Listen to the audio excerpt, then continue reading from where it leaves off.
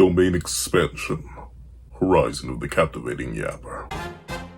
What's up guys, I'm here, and here we are to do a breakdown and review of chapter 269 of Jujutsu Kaisen, which is known as Consideration. And I've sat down, I've thought, I've discussed, I've done some consideration myself about this chapter. Now, this long review is either going to be one of the longest long reviews, or it'll be one of the shortest long reviews. It really depends on how in-depth I go, but luckily enough, funnily enough, I've simultaneously gotten more positive and more negative. So I'm not sure if that's, better or worse. I'm not sure if I've stayed the same, gotten worse, or improved. But with that being the case, we have a whole lot to talk about. And luckily enough, unlimited time. So let's not waste any more time, and let's hop right into it. Editing me. Are you ready? 3, 2, 1, go. What's up, guys? That guy with a pencil here. Fun fact, I do mean to have it on me and keep it on me at all times. And another fun fact, we're not going to talk about this just yet, but we can talk about the fact that there's a 36-minute live reaction over on Patreon. We can check it out for as low as $1 a month. You can become a member for as low as $3 a month to check out the 35-minute live reaction or 36-minute live reaction to this very chapter. But with it being the case, for all that, is this still called consideration? Because I know considerations. Okay, so the Ragnarok scanlations I read just called it consideration, but in the officials, it's considerations. I'm interested to see how officials change it. Once again, ironically enough, whenever I do the long reviews, I do actually end up waiting for the officials. They'll literally 9 out of 10 times they just make things worse because it's John. And once again, I'll say this: no, I could not be a translator. I am barely fluent in English, and even then I fumble that all the time. I understood Spanish, but then I was super out of practice, so any understanding I had of Spanish is now gone. My ability to speak is basically non-existent, and that's it. So, I could not translate. However, I don't think John can either. But with it being the case, let's actually hop into chapter 269, Considerations. So, I'll admit one thing right here on the bat before I get to, at least, in my opinion, the main part of the chapter. I like this. I like the lore and its implications, and that's cool. It takes up about half of the chapter, and that's fine by me. The new Shadow Style lore is interesting. I want to go in depth about it in a bit. And I also, one thing I'll admit here, considering this is the basis of the chapter, we'll get back into it in a bit. I do like the cover-up. Let me see. Ultra sauce flavor. I do like the cover-up of the new Shadow Styles former head. I like the idea that they do just live a rather mundane life, far and out the way, underestimating, seemingly enough running a convenience store rather than doing anything too suspicious, because they ultimately are likely not of their strongest state in spite of their information. Unlike a character like Kenjaku, unlike any of the incarnated players who are all restored to their primes or hop into bodies that are in their primes, the new Shadow Style user manages to extend their life as long as they have, not because of any sort of, happy or healthy living or any sort of technique, no. Because of a certain reason we'll get into in a bit. But, of course, Megumi walks up, asks how much as she lays down the Ultra Sauce bar. And notably, while she's smiling, the new Shadow Style user seemingly immediately recognizes her, which is interesting. Once again, there's another point that's mentioned later on in the chapter that I do think is interesting that I will reflect upon once I get there, but let's actually hop into the chapter itself. So we open up with Maki declaring, "Yuta, you jerk! It's not okay just because you're back in your original body." Now, this at least to me is one half of the dividing point for this chapter. Now, I don't say now a lot, but to get into it, I will wholeheartedly, readily admit to you, 1-to-1, I am biased. Biased with a capital B-I-A-S-E-D. Exclamation point, no question mark. I am undeniably, hugely biased for the character of Maki Zenin. I will not lie. I will not commit any falsehoods. And naturally, due to my bias, I will look at the character and her execution a lot harder than I do other characters. When I do my breakdown of Maki's performance in the Shinjuku Showdown, now that it's over, I'm going to sound extremely harsh there too. because of my bias.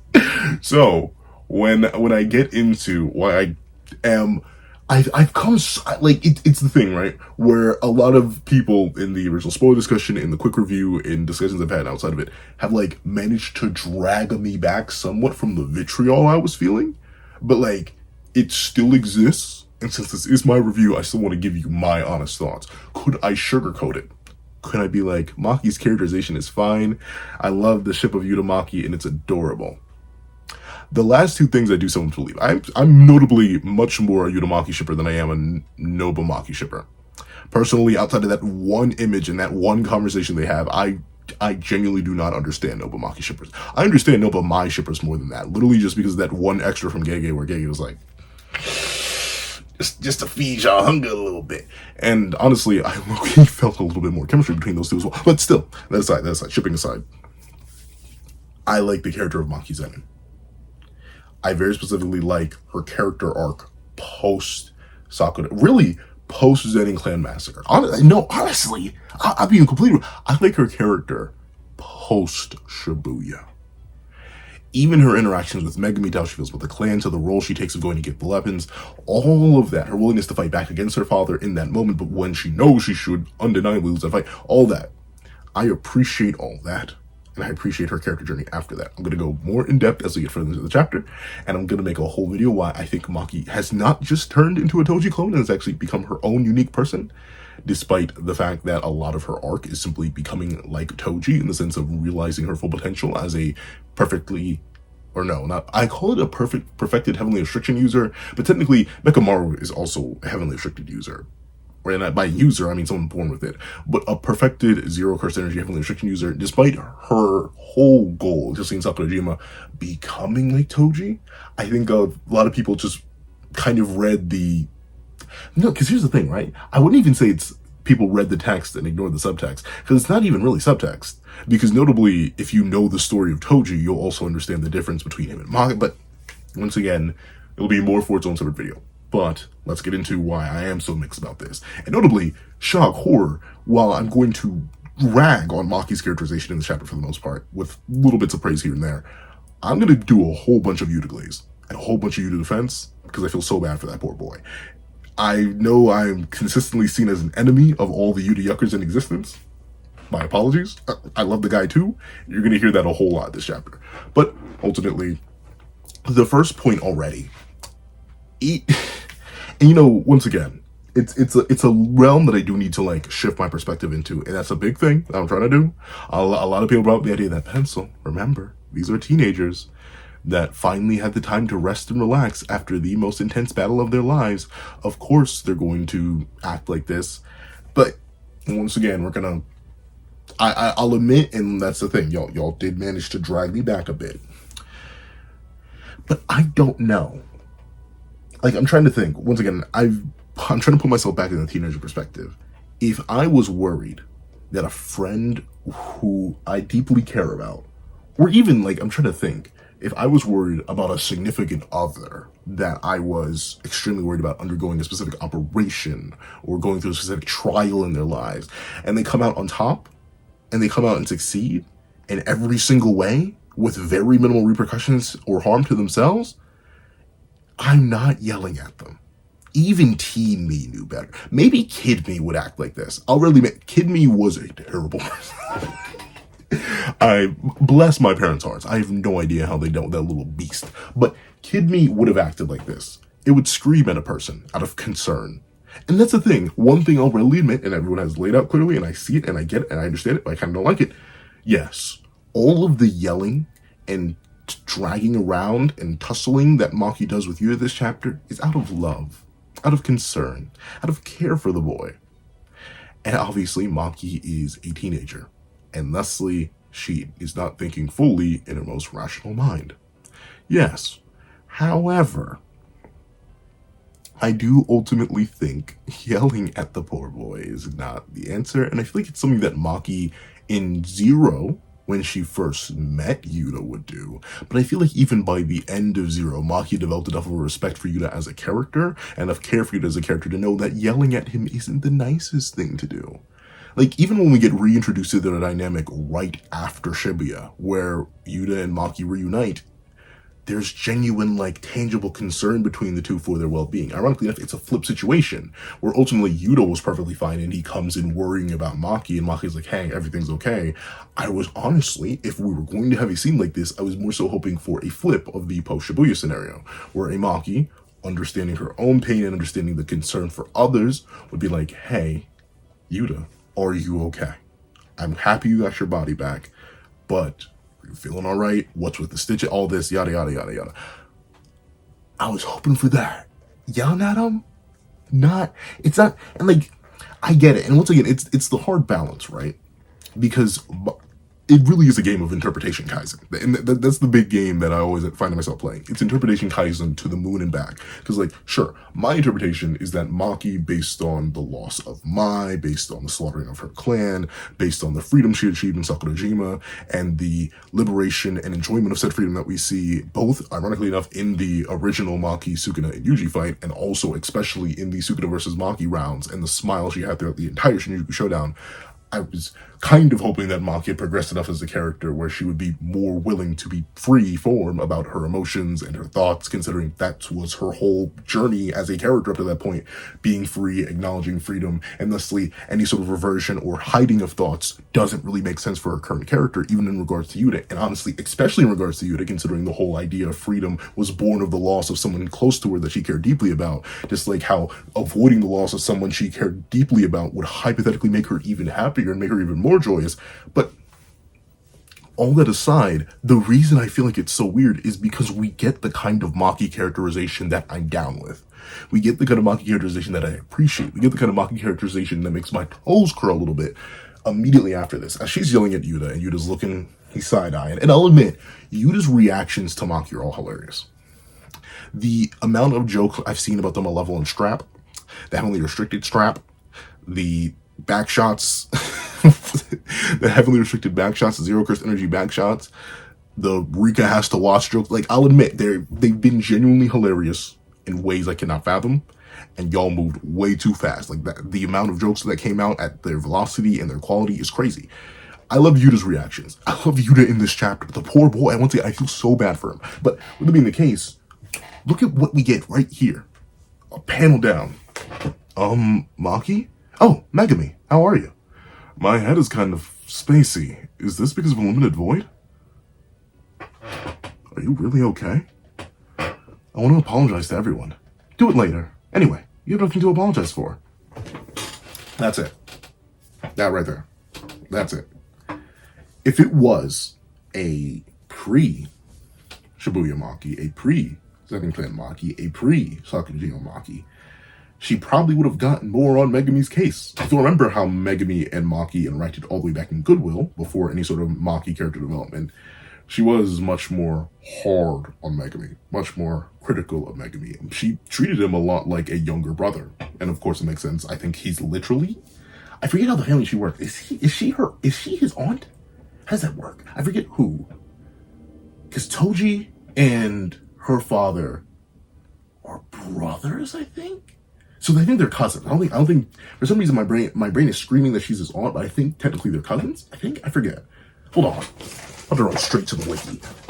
Because I'm horrible with family trees. Like I still struggle with the concept of like first and second cousins. Like I have cousins that are like 20 years younger than me, and I'm like, oh, what do you mean we're first cousins? Like I'm looking at it like, really? Is this technically? And vice versa. Some of my family has issues with me and end up calling, like, their kids will call me uncle because I'm just that I'm old, all right? And I'm just sit there and I'm like, oh, please don't uncleify me. I'm old, but I'm not that old. But it's already too late. I've already been uncleified. But let me see. Maki Zenin. JJK. Well, of course. What other Maki Zenins are there? JJK. Let me see. What is the family tree looking like? What is Megumi? Second nephew. Huh. Okay, so that is a thing. So Megumi is second nephew. That kind of dynamic where she's hard at him and chastises him, that's fine. That's wonderful. It's cool. That's clean. That's okay for that Maki. But Maki, after development, it makes sense she would react like this. She's liberated. She's free. She's not bound by the old mentality and heavily based in the judgment and concern for others. No, she's free of that. She's grown beyond that. And thusly, it would make sense that she would mostly blow Megumi off. Now, how do I feel about Megumi getting mostly blown off? It's fine. It's fine. It's fine. Notably, I think any sort of volatile reactions we could have gotten to it would have had to have taken place in that month time skip, which we already skipped over, or immediately after they defeated Sukuna, which we already skipped over. We have an undetermined amount of time that's passed. Yuta's already back in his body. Megumi's waking up. He still feels a little bit spacey, blah, blah, blah, blah. Time has passed. Any sort of animosity that would have been held towards Megumi, especially considering, as many people pointed out, no one really knows that Megumi rejected Yuji's hand, and Yuji didn't tell anybody. I highly doubt he ran around snitching on Megumi. Yeah, obviously, it doesn't really matter. And seeing Maki be the one to sort of lay that down, you're okay, kid. You didn't do anything wrong. You kind of just got body jacked. That's fine. That fits new Maki. I like that. That characterization is there. Gege could write her that way if he really felt like it. And you know, one thing I'll lay out now, and I'll reiterate later as we get further into the chapter. I want progress, not stagnation. And that's kind of what the whole series has been about, right? Progress in character dynamics, progress in character relationships, progress in the Jujutsu world, progress of these characters' power. Like, the whole series has been based on progress. So, seeing a dynamic that is a retread of the prequel, when did JJK Zero come out? I think JJK's been published for 6 years at this point.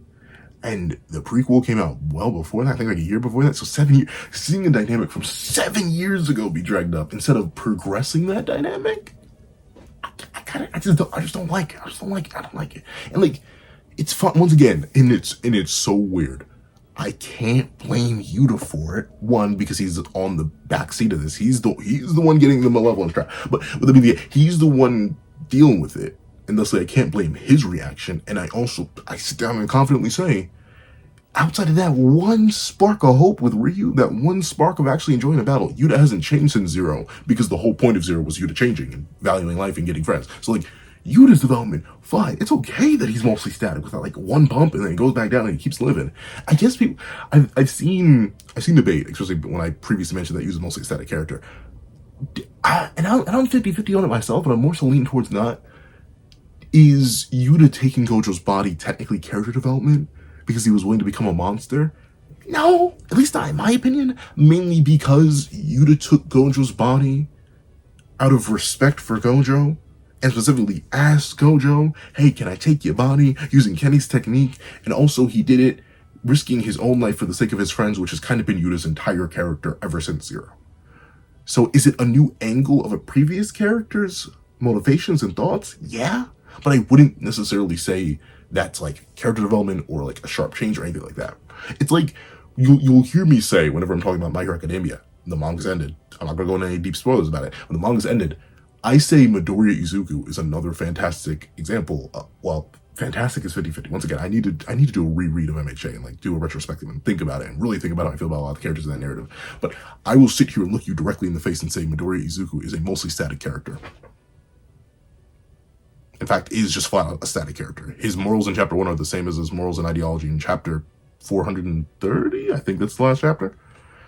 And just like Yuta's morals and character ideology is pretty much the exact same as it was ever since Zero all the way until now. Unlike someone like Yuji's character philosophy and morals, which have consistently been fluctuating and dancing and moving all about. But of course, he's the main character of the narrative, just like Yuta's morals and ideology kept fluctuating and changing about in Zero, because obviously main characters. But with it being the case, one thing I do also want to address before I move on further into the chapter, I need to stop just complaining about Maki, and I'll get to it in a bit, because there's more I need to complain about, unfortunately.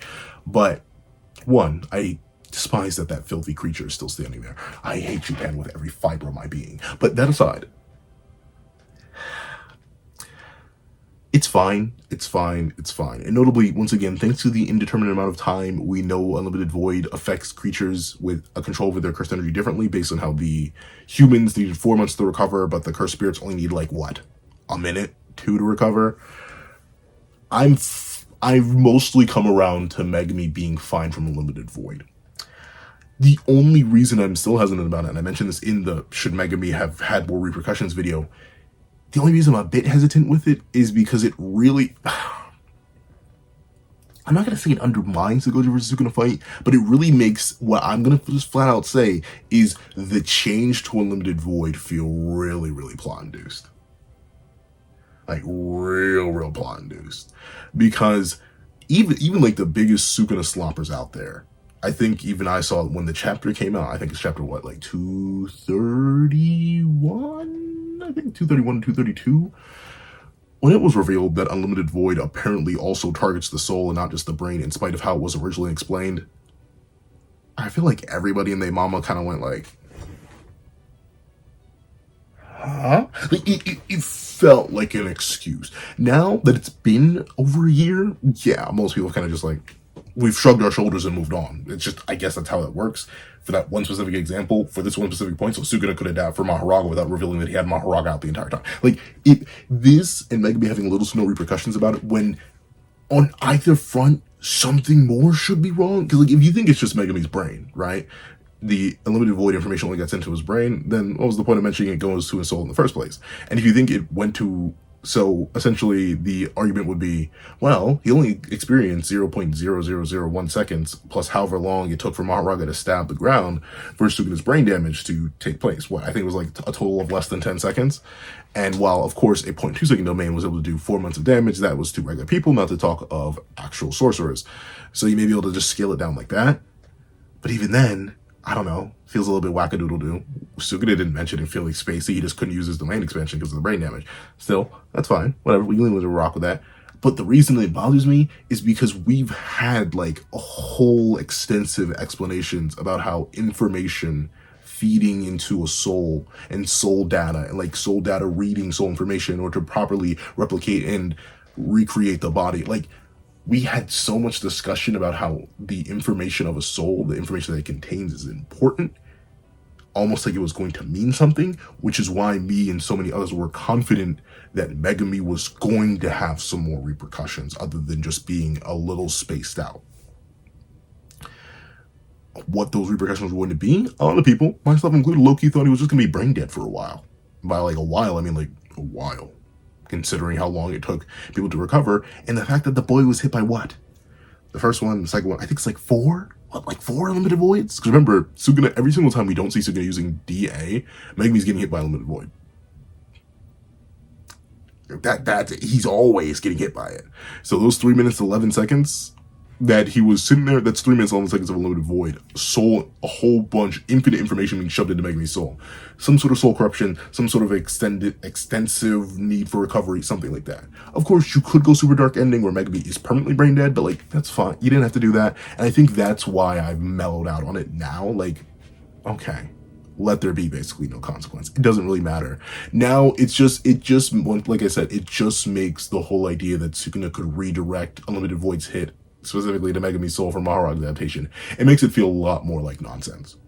If it was going to have no consequence. And I find myself hard-pressed to say that's okay, but fine, it's a plot point within a plot point. I'll let it slide. And I think that's, you may hear me say that a lot in this chapter, where it's just like, I'll let it slide. Would I have wanted more? Yeah. Did I expect more? Yeah, honestly. But I'll take less.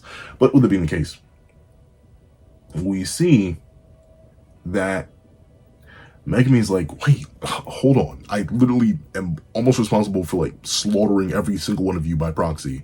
And we see Yuji ultimately admits, well, actually, he may not have anything to apologize for. I do. And kind of, sort of. And we see Kusakabe go into it. It's Gojo's fault for not killing Itadori way back when. And Itadori is a victim of Kenjaku's Jujutsu mess. I was in favor of your execution, Itadori. I'm only here because of Hyaka. And I won't say that I was wrong or I told you so either. Each person's truth brought us to this outcome. So you guys don't need to feel guilty. Just be kids and let the old guys hang their heads. So, this is once again fine. Kusakabe is the only character who seemed to have any sort of reservations about Yuji being alive, especially after Shibuya. And him having reservations about them being alive, or having reservations, or at least disdain for them doing all they did, would make more sense if Sukuna went on another Shibuya type rampage. I'll really admit that. That's the thing. a lot of people, I was talking with on stream with a bunch of other people, and one of the things we were talking about was comparing the Killing Games versus the Shibuya incident arc.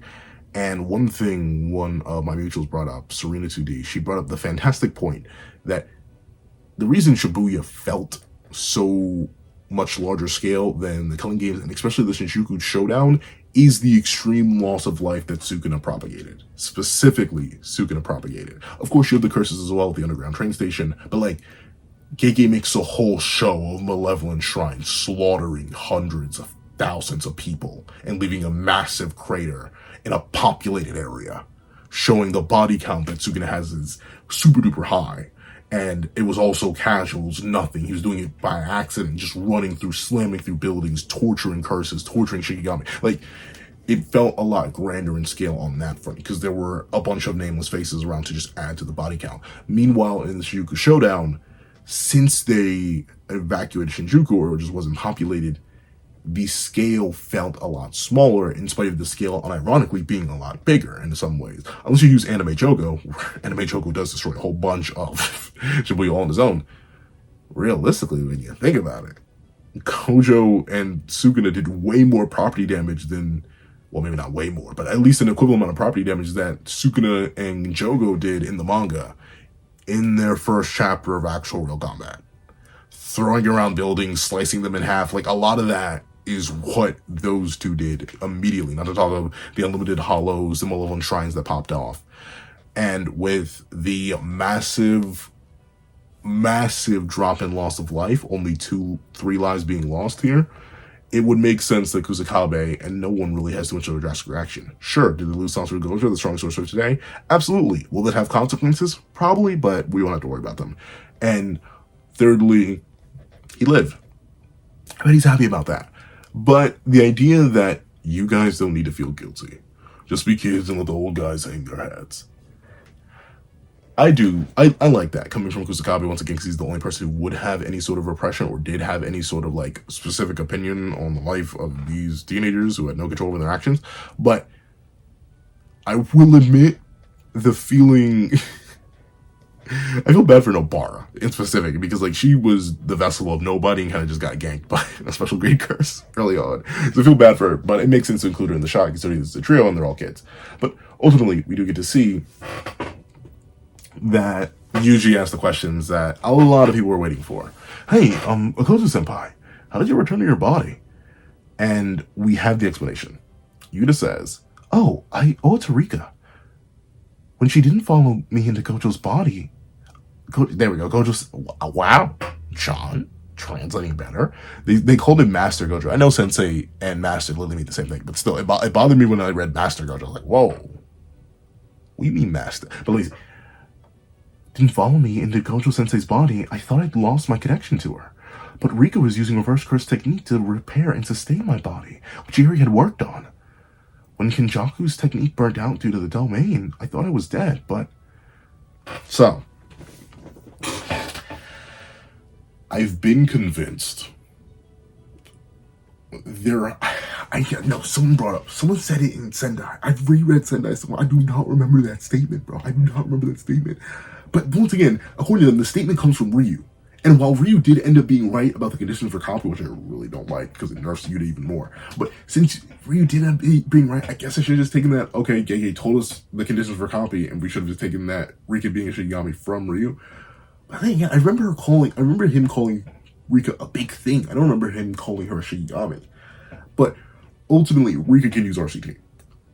My only real solid, hands down, baseline question for this is why didn't she do that immediately? Like, realize they had to go through the whole brain transfer. They had to, like, Rika had to be sitting there watching as they cut Yuta's head open, as Yuta was specifically chatting and being in two halves. So, like, if Rika, a being with infinite cursed energy, had the ability to heal Yuta at the time, why didn't she? Why did she wait until after the brain was transferred? Because based on Yu's reaction here, it's not like he commanded her to do that. She very specifically did it of her own accord. So, huh? Like, am I doing it? Like, I don't know. Am I fine with there being a Shigami? Absolutely. Am I fine with there having RCT? Absolutely. Does it change Yuta's position in the verse? Not really. Not too much. Yuta already has, like, what, third best RCT in the verse? Realistically, he's like, it's Sukuna and Yuta. Who's the third person? Oh, and Choco, obviously. Like, he's top 3 RCT users in the verse, and he's really number 2. So, like, and, well, before all the Jackpot Akari fans come out, are like, well, what about Jackpot Akari? He doesn't know how to do it. But, with that being the case, it's fine. And that's the thing. It's okay. And I'm thinking on a macro sense. I'm fine that Yuta got back to his body, and I'm happy that he did. That's what matters the most, right? Like, and it always comes to the question, right? Do I just give a pass? Do I say, oh, logistics don't matter? It's a shonen battle manga. Who cares about rules? I don't like saying that because it's an excuse. That's the main thing. It's always an excuse, right? Where I just blame the conventions of the medium. Was there build up and does it make sense? I think I feel the same way about this as I do about a lot of I bring up MHA again. A lot of MHA back third, arguably back like 5/8 of the plot. Where like a lot of it is like, does this make sense? Yeah, if I squint at it and accept the explanation at face value. Was it foreshadowed? In this case, no. Once again, correct me if I'm wrong. Apparently there is that statement by Ryu where Rika is mentioned as a Shikigami. I personally don't remember, but with it being the case, I'll take their word for it. Can y'all show me one panel of Rika healing anybody? One. It does not exist. I saw a bunch of people in spoilers can say, oh, she healed people in Zero. Did you? Nope. I was about to ask, did you read? But clearly I didn't read. I can't remember Ryu's line in Sendai, but apparently it exists. But the thing is, Yuta healed them. That was the whole point, that he literally revealed he had RCT in that moment on the fly. And maybe that's what this is supposed to be a callback to? That Rika revealed she had RCT on the fly? But I don't know. Considering such a big, like, ultimately, while Maki and Itamaki were in critical condition, it didn't seem like they were going to immediately perish anytime soon. Meanwhile, Yuta Kotsu is not only one of our major characters, the former main character, but also the idea of Rika having Shikigami, or Rika 1 being a Shikigami, and 2 being a Shikigami that could heal like ground deer. It's such an important thing, and such an important buff, that if it was awakened on the spot, I would have wished we could have seen that, or gotten to know that. Or B, if she had this entire time, why did she never use it earlier? You mean to tell me Yuta mid-Sendai fight couldn't have used the re-up? Fully healed with all the damage and not burning his own cursed energy? I don't know. Seems logical to me. But with it being the case, it's whatever. It's okay. Because it doesn't matter. And once again, this is like the battle where I come to, where it's like, do I just accept the thematics of the situation? Because like let me tell you, there's the meta reason, there's the thematic reason, and there's the in-narrative reason that Yuta survived. The in-narrative reason is explained right here. Rika, RCT, body, takeover. I don't know. They don't explain whether or not they had to cut his head open again and then put his brain out of Gojo and back into Yuta's body, and then like, I don't know, take Gojo's brain that was on ice and then put it back in his body. But still, the in-narrative reason is this. The meta-narrative reason is Yuta makes too much money. He is too well-loved. He is, notably, despite not topping off any of the popularity polls as far as we've seen, he is the character to receive, what, didn't he receive like 3 covers? Yuta is real popular. People love Yuta. I love Yuta. And ultimately, while Gegu could maybe chance slaughtering one of his big cash cows, you don't slaughter the big money man in a shonen. And Yuta is a big money man in a shonen, and thematically he fits into it because he is the future of sorcery. The second strongest after Satoru Gojo. He's the only special grade that had no direct links or remnants to the past and its systems. And thusly, well, he's going to end up in a much better place. Much better place than most. But still, nah, I'm not gonna butt still. I'm just gonna, we'll move on. Essentially, Rika Shikigami, I wish it was foreshadowed more. I wish you got to see her heal somebody once, but that aside, we can keep moving forward. As Mei says, There was a minor miscalculation. Kenjaku was still active after the opening of a domain. I suppose it's possible to somehow divide multiple curse techniques to continue functioning, probably through barrier techniques. A millennium and a fresh copy wouldn't be it. A millennium and a fresh copy wouldn't be exactly or equally precise. So, I do like that explanation. And once again, we do know that Kenny is able to do weird stuff like that. Like, he face tanks the black hole, not by just like face tanking it. He does start to get sucked into the event horizon. He focuses all of his cursed energy into reinforcement and then reverses or uses the anti-gravity engine at max output in combination in order to neutralize those effects. And ultimately, it would make sense that, well, how do I put this? Yeah, it probably didn't seem like a good idea that Yuta do what Yuta needs to be done. Wait, brain. See, this is what happens when I record late. Hold on. Think. Hold on. There's a minor miscalculation. Kenjaku still active. Oh, thing. There we go. Kenny used his own body as a barrier for the anti-gravity engine in order to amplify it so it was strong enough in order to resist the pull of the black hole in combination with Yuki restricting it and Tengen restricting it. So it would make sense that Kenny has enough wherewithal, as he is the second best barrier user in the verse, if not the best barrier user at this point, to be able to isolate his techniques based on how well he understands the human and sorcerer body, and thusly he's able to essentially put the techniques in different spots in his own head. So when he uses one, the main run that's running in the background never shuts off. Kind of like how Gojo has consistent RCT on, Kenny needs to have, for the nature of his existence, consistent RCT likely running along with consistent activation of that technique, because the moment it ceases, he deceases. So that does make sense. I'm perfectly fine with that. Do I wish it was established sooner that you could do that? Kinda? I'm trying to think, what other... No, I can't think of one. But, what being the case, let's see. So this panel does confuse me. I think this is meant to be Yuta. So, I'll read it in the Yuta tone. After the recovery of the curse technique, I was near death, and Rika was an external curse technique. We reconnected, and I survived. Sorry for making everyone worry. Okay, so that is meant to be Maki speaking. Okay, so that thing doesn't speak, but I find it so disrespectful that Panda, like, memes aside, jokes in heavy quotation marks aside, the fact that Panda is sitting on Yuta's back, like it actually did anything, like anything, like it actually did anything of value is genuinely ludicrous to me from the bottom of my heart and soul, bruh. From the bottom of it, like deep in the depth. What right do you have? Maki could be tap dancing on Yuta's back, and it still wouldn't make her performance any better than Yuta's, but still, she could be tap dancing on Yuta's back. Momo could be hitting breakdance moves on there, and it would make more sense than Panda. When I tell you, I tell you. But with it being the case, and that's the thing, right?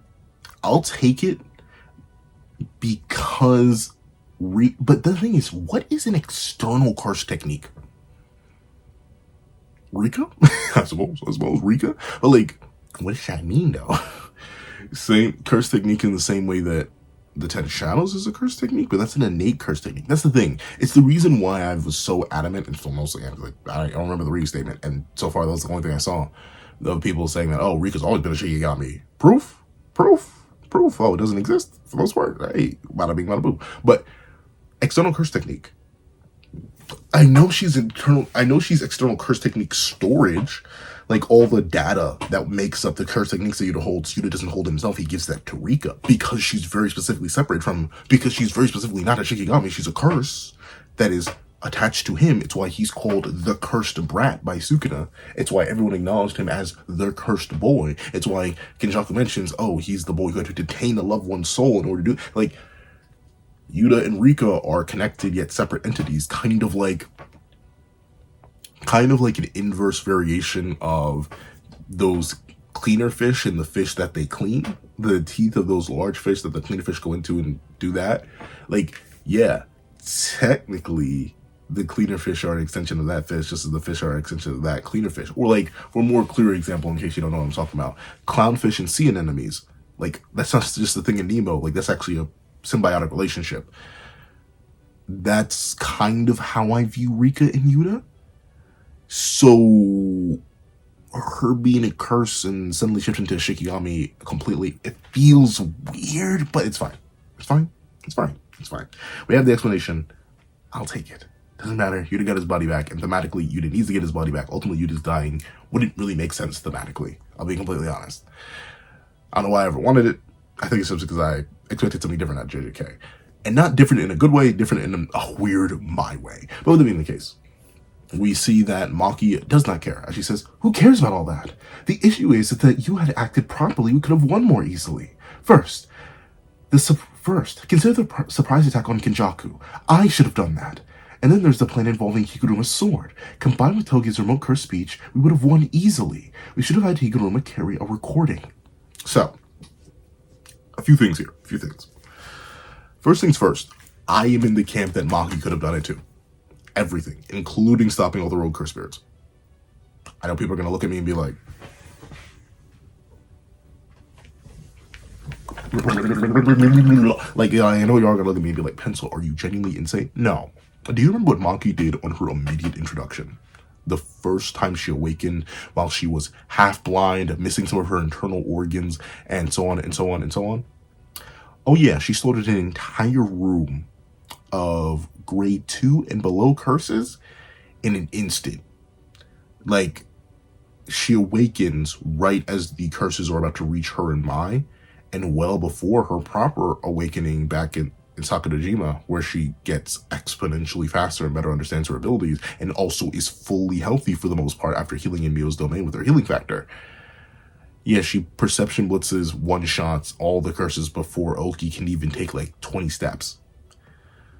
So you're going to tell me a more complete Maki with the Duranag Soul Split Katana wouldn't be able to wipe every last one of those curses? But Rika could? I don't know. Who do you think is faster, Rika or Maki? I don't know. I'd say Maki. But, of course, that's fine. Whatever. I think she could have done it. Yuta thought she could have done it. But it's okay. We're going to get an explanation for that in a second. The thing that I find dumb, and the thing that I kind of don't like, I understand what this chapter is. I mentioned it in the description of a video, but I'll say it again. This chapter is for people who didn't read the manga. I will say wholeheartedly, outside of the Yuta reveal and explanation, and the new Shadow Style lore drops at the end, a lot of this chapter is for people who didn't read the manga, or people who skimmed through the manga, or people who, maybe those two. And the reason I don't like it is because it makes Maki stupid. Here's the thing. I can, once again, somewhat agree with her first issue. I do somewhat understand wanting to not risk Yuta. However, the way the plan functioned out, I think it would have been fine. Especially considering, if anything, Maki would be a better person to send in, because Kenny's senses would have been extra dulled. If Yuta, with his basically boundless cursed energy, could show up right behind Kenny and Kenny could not notice, imagine Maki with literally 0 and nothing but SSK. Yeah, I think she would have been even more stealthy. Kenny probably wouldn't have even had time to sense her turn around and try to activate a curse technique. 2, at bare minimum, Yuta and Maki are comparable in combat speed. I am personally in the camp that with her precognition, she's just straight up faster. Like, she can swing faster than Yuta could swing. And I also am in the camp that she hits harder than Yuta. That, once again, is me straight glazing. Will not lie to you. So I think they could be perfectly interchangeable in this without, if not Maki doing better, at least with the Kenny slaying part with the SSK and likely slicing Kenny to ribbons before Yuta lets him speak. And I think she could handle the curses. I know. Crazy bold claims. But I'll give her that. The thing I don't like, and the reason why I don't like how Maki is characterized, the other major issue I have with Maki in this chapter is that she's made kind of dumb. Because Maki, what in the world are you talking about? You know how curse speech works. You have to know how curse speech works. Maki, you were not born yesterday. The fact that Maki needs to be corrected on how cursed speech would interact with Ryomen Sukuna is genuinely ludicrous. But, once again, tackling it from a meta level and ignoring the character who's saying it, it makes perfect sense because people were asking the exact same question, even though it's obvious why Inumaki was waited until the very last second to use cursed speech on Sukuna.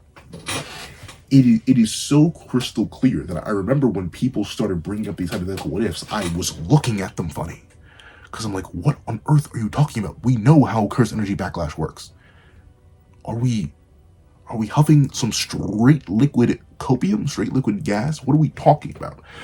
If Inumaki used cursed speech any earlier, he would have died and Sukuna wouldn't have even felt anything.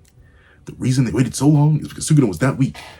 And notably, the narrator even comes up and doubles down on Maki's stupidity, as it says, it is impossible to activate multiple instances of cursed speech simultaneously. Playing cursed speech from a recording counts as one instance, so only one recording is possible. Now, this does leave open another door.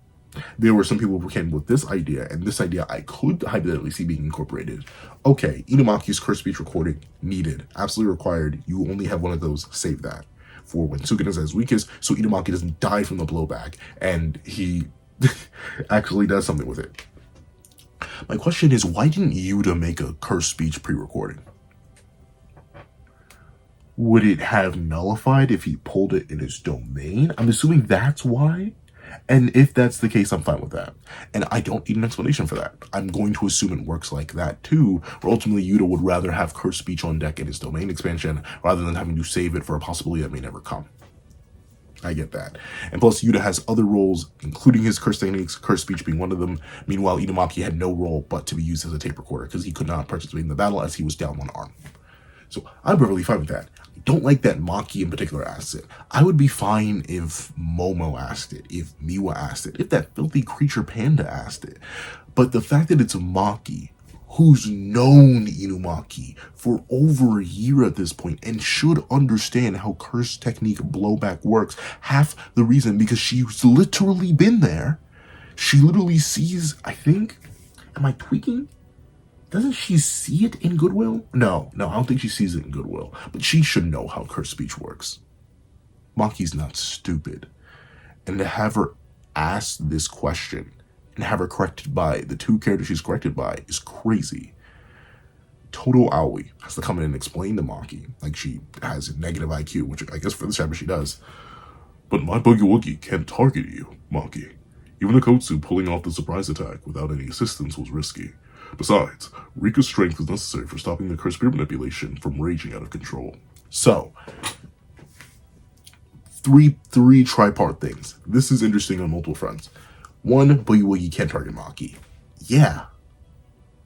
But, if that's the main issue, put the Miwa backpack on her. If anything, you probably should have used that time to test it. Put the Miwa backpack on her. Because Miwa was there. She was fully available at the time, so why not just strap Miwa to Maki's back and then use her as the target for Boogie Woogie and have Maki being the object, and this sounds so bad, but Maki being the object in the scenario, swap that. And then you could have had the exact same thing. And then have Yuta preserved. Like, we can, like that's a thing. And like Toto, you go on to do that later on in order to save Maki's life from the malevolent shrine. So you just rawed that. You had the hope that Miwa could actually be the target for your Boogie Woogie when MS was active at a very, very long range. Wouldn't it have been better to test and train your Boogie Woogie with that? Because since Miwa wasn't actually doing anything back at the Shinjuku showdown, like, am I nuts? Like, and the thing is, I don't like this because it kind of makes Toto seem stupid. Because, Toto, we already know that there's a loophole that you can exploit, especially now. You may be able to argue, well, Pencil, they didn't know that at the time. Okay, test it. They had a whole month. Obviously, they were training. Obviously, they were testing stuff. Why not test that? It's not like Miwa weighs much to weigh Maki down and prevent her from swinging full force. And once again, if it was needed, because Toto immediately contradicts the idea of them even needing Boogie Woogie by saying, even Akotsu pulling off the surprise attack without my assistance was risky. So they were willing to take the risk of it not working in the first place. For one reason or another. So Toto even admits that maybe it just flat out wouldn't have worked, even with Yuta being there. So why would you risk Yuta? Don't get me wrong. You're looking at a certified, licensed, registered Maki Meat Muncher. I'm a triple M to the degree. But if we're sacking and we're risking stuff, I'm risking Miwa Maki backpack versus risking Yuta. Because if this had failed, if Kenny had gone full out, because you know that's what he was waiting for. He was specifically waiting for Yuta or Maki or somebody to show up. If this surprise attack had failed and Kenny actually wilded out, I'm pretty confident that Kenny's taken somebody's head. And honestly, I think, don't call me crazy, I think ultimately that Maki is a worse matchup for Kenny than Yuta is. Why? Because Yuta is forced to fight Kenny traditionally. I'm gonna call Maki innocent until proven guilty. I don't think Kenny's domain works on Maki.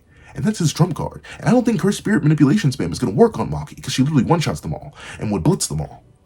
And ultimately, I don't think Kenny, while he can probably heal his soul with SSK, he ain't healing fast enough. Maki gets one good hit and he's cooked.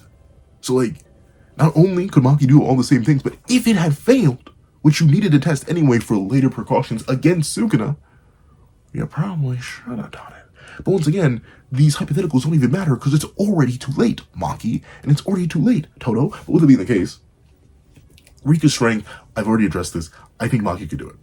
The only reason I'll give it a somewhat of a pass is because Rika is the strongest curse in the series, and they didn't know what Kenny had. Kenny could have had a billion special grade curses for all we knew. He pulled out one random special grade curse, base Rika randomly one-shotting them all. I guess that's safer, but still, I think Maki could have done it because she literally has a curse tool in SSK that one-shots everything. Her swinging SSK is arguably more effective than Rika swinging her fist, at least in my opinion, because I think she's faster than Rika. I think SSK is a one-shot, but all that aside, I feel bad that Maki had to be corrected on that, something that seems so initially obvious. Here's the thing, I'm not even fully against Yuta doing it. In fact, I can see where Toto's coming from, the idea that they'd rather have Yuta do it, because it's just simple, solid, sweet, you don't need to do any backpack, you don't really do too much experimenting, you'll know Boogie Woogie will work on Yuta. That's fine, I do get that. But the fact that Maki doesn't hurts me. And you may be saying, well, Pencil, isn't this all because Maki just feels overprotective of Yuta and didn't like the idea that he risked his life against Kenny? Yeah, I guess. But they were all risking their lives, herself included. And plus, this is the safest part to complain about. What would her being there and Yuta being on the battlefield sooner accomplish? Nothing. And as they'll go on to explain to Maki again, it really would have actually made things worse. A lot worse. And this even comes from a guy who believes Maki could do it, but I don't think Yuta should have shown up until the Higuruma plan was over. Because we see, and I hate this in particular. The fact,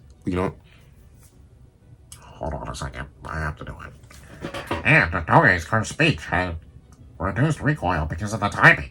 If we used it when Sukuna was in better condition, the kickback would have been fatal. Salmon Row. Why does Maki not know that? Why? Can someone explain to me why she's that super? That Panda had to come explain how Inumaki's abilities work, like Maki just doesn't know Inumaki. Why does she have to be the idiot? Why couldn't you flip this? Why couldn't Panda be the stupid one? Because he is. Because the thing is, Panda is the genuine idiot of the crew. This is actually a part of it. He's just dumb.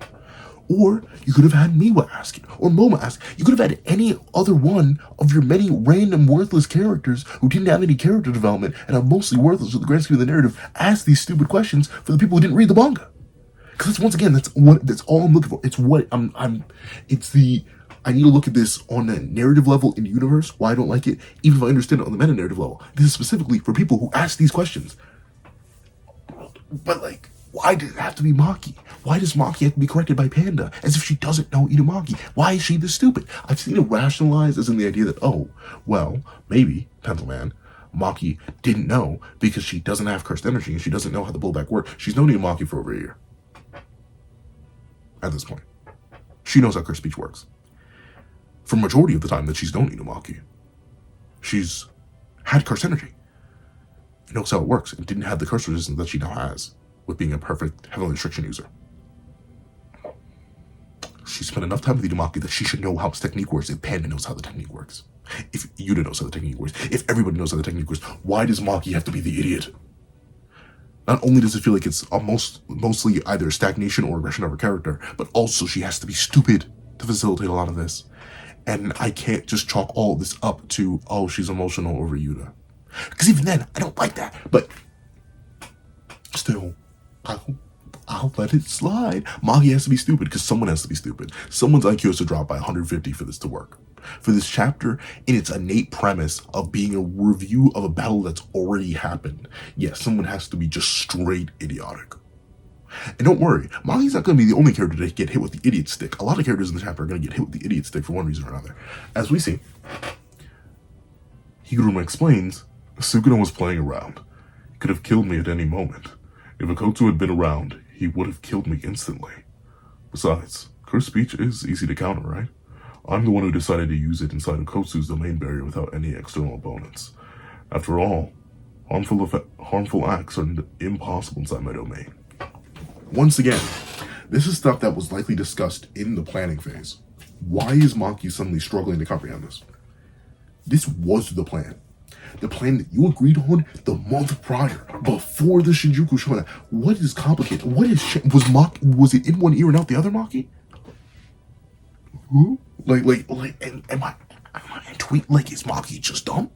Is she stupid? And like, maybe this one, once again, I've softened somewhat on this point because people brought up, well, maybe Maki didn't think that Sukuna would just wild out, but why wouldn't he? Like, it's once again a manner of suspension of disbelief. From Maki's perspective, why would she not immediately consider the fact that Sukuna would tweak out more if someone he actually viewed as a genuine threat was on the battlefield? Like, especially now that she knows Sukuna, where before you may be able to argue, well, it's a bit mysterious. Like, pre-Shinjuku Showdown, she was making these arguments, and yeah, maybe it would make sense. But she's seen him. The moment she proved herself somewhat of a threat, somewhat interesting, Sukuna immediately lined up sights and never let her hit him again.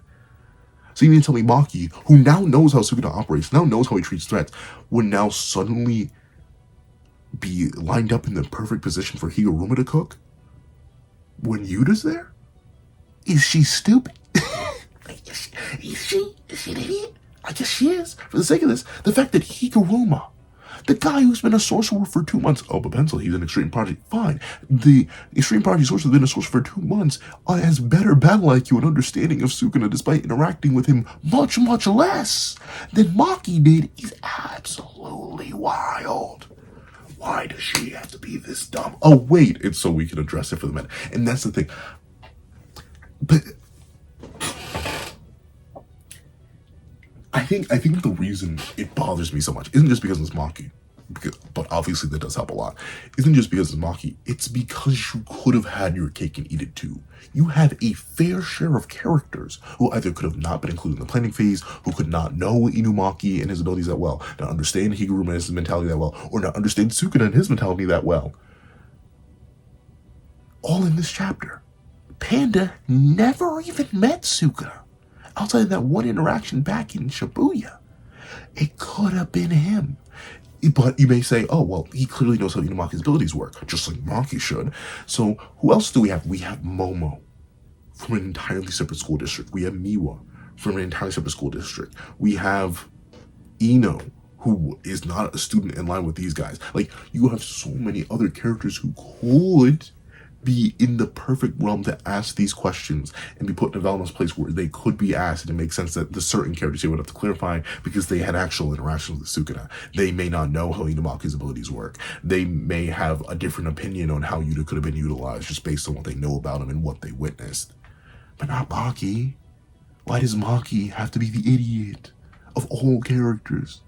If you had to drop someone's battle like you, even though I'm assuming all of this was discussed, All this was discussed before the Shugu Showdown, and the Shugu Showdown is over. If you have to have this, if you have meta-narratively, if you have to make a chapter for the people who didn't read, why would you sacrifice the cognitive ability of one of your best characters? At least in my opinion, and I know a lot of people don't like Maki. I've found this out. Like, I think my praise and my negativity for how Maki is portrayed in this chapter brought up a whole bunch of truth. I thought people were cool with Maki. I know a lot of people just didn't like her because, oh, she's not Toji. Toji's cooler because Toji cool. We love deadbeat dads. And like, hey, I like Gen from Hunter x Hunter. So like, some deadbeat dads. But hey, I like Dragon from One Piece too, and I haven't even read that. Deadbeat dad. Hey, I like Yasop from One Piece. I haven't read it yet, but still deadbeat. Like, so trust me, I get it. Deadbeat dads, I guess sometimes they're cool in anime, but still, Toji himself, another example of a cool deadbeat dad, even though he's a terrible person.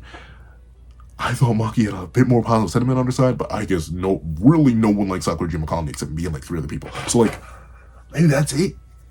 But at least on a writing front, the Zenin Clan massacre, beautiful. Her liberation arc, beautiful. It was actually an arc. Like she's one of the few characters to genuinely straight develop. Like in JJK, there are like 5 characters, 6, 7 who like develop. It's like Maki, Yuji, Megumi, Gojo, naturally, Geto, even though that's like retroactive development. Zero, Yuta, and who else? Who else develops in JJK? Like as a character, whose morals, philosophies, and ideologies really change? I guess Nanami. Well, a lot of that's off screen, but essentially, all that to say, you didn't have to do it. You didn't have to do it. And once again, you know what? I'll get into the Maki and Yuta, how you could have had the best of both worlds, how you could have had your cake and ate it too, just by shifting the writing just slightly towards progression instead of stagnation or regression. We'll get into that. Higuruma being alive. It's important. Let's talk about it. Technically, he was never confirmed dead. And with Gege, if you don't get an afterlife scene and you don't see the body in pieces, then you can kind of bet that the character will be back. That's how it is. Do I like Higuruma living? This is the case where, like, thematically it makes sense. Thematically, Higuruma baby sorcerer. Thematically, Higuruma the future. Thematically, Higuruma potential man. Thematically, it wouldn't make sense for Sukuna to beat him and slaughter him. Thematically, it was left vague. Well, no, literally in narrative, it was left vague enough that it's fine. Someone pointed out the idea to me that, like, when you go back to 248, you can see Higuruma's fully healed his arms, even though he died with an incomplete, quote unquote, died with an incomplete arm. Like, it's fine. And the technique ceasing does not have to be death. It could literally just be, he passed out. And then his technique ceased activating because he passed out from pain. So that's all fine. His survival is okay. I think the only reason I don't like it in terms of execution is, 1, it's a pretty blasé return. And 2, it was framed like a death. Right? Like at least to me, the reason I and many others were confident that Higuruma was gone is because we framed it, or Gege framed it that way. Like, oh no, this is the completion of his arc. This is his payback. This is his penance. And the way that he left Yuji at the end of their battle in their colony to be like, hey, I'm going to turn myself in. I'm going to go atone. I'm going to go figure out how to deal with myself. That was what that felt like, at least to me. Higuruma putting on his best show, showing off his potential, ultimately being unable to reach it, being like Icarus, flying too close to the sun, having his wings clipped and falling. I saw it as that. Many others saw it as that. Now, retroactively, it's fine that we don't. It's okay that he's alive. And do I think he's going to become the next strongest sorcerer? No, he literally can't. Judge Man is not that good. Higuruma is massively overrated. Until he gets more feats, which he won't because there are only 2 chapters left, he is fodder. He is not even top 15. Can I say that? Is that a lie? Can I say that? Is that a lie? Can I say that? Not really. He's struggling with base, no curse energy using. I think I can name 15 characters who could beat a base, no curse energy Yuji. And once again, it really depends. Like, notably, Higuruma mentions that violence is impossible inside his domain. But, like, Higuruma, to defend Maki a little bit here, I think what could have been done is you do your domain on your own. Then Yuta opens his domain and then you're all jumping Sukuna while he's inside Yuta's domain. You would get executioners, but I don't think she's implying Yuta should be there to attack Sukuna inside your world. Of course, this does raise the question, why couldn't Maki just walk in? Because she's not affected by domains and their rules. Why couldn't she just walk in with SSK? Or like walk in to Sukuna while he was on trial and just, I don't know, try to squeeze his neck. But regardless, that aside, whatever, it's fine. Once again, I keep saying whatever, it's fine, and I feel bad about that, but it's whatever, it's fine. Higuruma being alive, it makes sense thematically. I'm fine with it. Do I think it'll be the strongest? No. But let's see. Kusakabe, I do like this moment for Kusakabe though, where he's like, nonetheless, it's amazing that someone who became a sorcerer 2 months ago survived. And we see ultimately that Higuruma mentions, but you might say that's unfortunate. And I do like how Itadori stares at Higuruma with the ... Because ultimately, right, that's the thing. The reason why a lot of us were okay with Higuruma dying when he did, and the reason the whole community kind of well, not the whole community, but some people were hoping and coping, a good chunk of the community were okay with it, is because it felt like it wrapped up his arc satisfyingly in time before the end of the series. Now the arc is back to being open-ended. That's why he says here, but you might say that's unfortunate, because now he still has to live with the guilt. And of course, living with the guilt is harder than dying with the guilt. Living's a rough thing to do, but still, now I kind of just feel bad for Higuruma. He has an open-ended arc that I don't think is going to be resolved, because he's not that important. We have so many things we still need to wrap up. By the end of this chapter, we still need to wrap up the Culling Games, and we need to wrap up Tengen. Those things need to be addressed, okay, please? So, like, I feel bad for Higuruma. He's now just kind of on an open-ended path. Unless we, like, do a major time skip in the last 2 chapters or something, Higuruma's arc just won't be concluded now. I mean, it may be concluded off screen, but obviously that's not anywhere near as good as it being concluded on screen. It's like, I don't know. This is weird. But ultimately, Maki says, still, those foreign helpers, if they'd been here at the start, things would have been different. Now, one thing I will say here is fine. Maki's already revealed to have no IQ this chapter. That's okay. Why does everyone agree with that? Specifically the smart characters. Fine. Panda's actually brain dead, an idiot, and a genuine blight on the manga. Okay. Inumaki can't even speak regular words. Okay. Kirara, not particularly established to be the smartest of characters. Hikari is literally an idiot. But Meimei? Kusakabe? Higuruma? Todo? You mean to tell me y'all think that those 2 full-grown adult men that told you to Kotsu they were not going to come, that Yuta had some sort of dominion over them?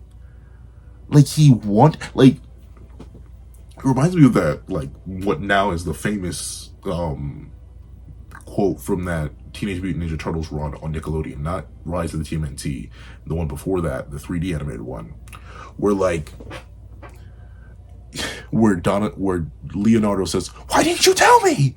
And Donatello goes, "Obviously I wanted us to fail." Oh, it's because I wanted us to fail. Obviously I didn't know. That's the same thing with Yuta here. How do you, specifically 1, 2, 3, 4, how do you 4 full-grown adults, by the way? How old is Toto? Is he 17? Toto may be 17. Hold on. Let me take a peek. Toto Aoi. I want to say he's 18. I feel like Toto's 18. Am I tweaking? Toto. Not my glorious king. Yeah, he's 18. So how do you full-grown adults look at this child and somehow expect him to have jurisdiction over 2 full-grown men who told him maybe they would come on specific conditions being met? You don't plan around maybes.